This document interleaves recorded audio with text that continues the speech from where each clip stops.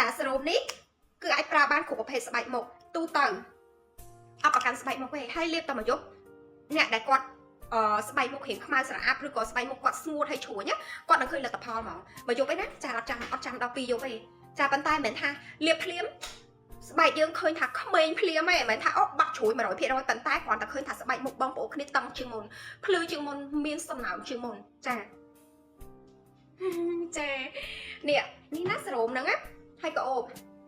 អូយក្លិនវាក៏អូបហ่ะចាប់ទាំងអស់គ្នាក្លិនវាគឺក៏អូបខ្លាំងហ្មងចាអញ្ចឹងបងប្អូនអាចលាបជាមួយនឹងសរោមនេះហើយចាំប្រើប្រាស់ជាមួយនឹងផលិតផលគ្រីមយកហើយផលិតផលបើសិនជាអ្នកដែលគាត់មានបញ្ហាមុខខ្លាំងគឺខ្ញុំ recommend ឲ្យប្រើពីមុខនេះណាចាអ្នកដែលគាត់មានបញ្ហាជាំខ្លាំងអាចរុយខ្លាំង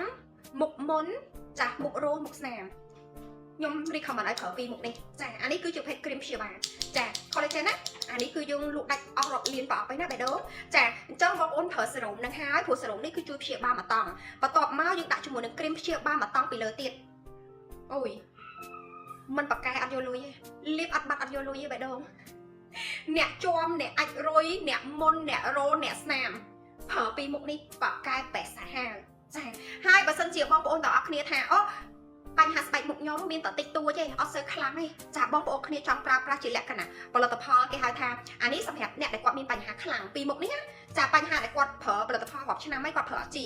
ចាអត់បាត់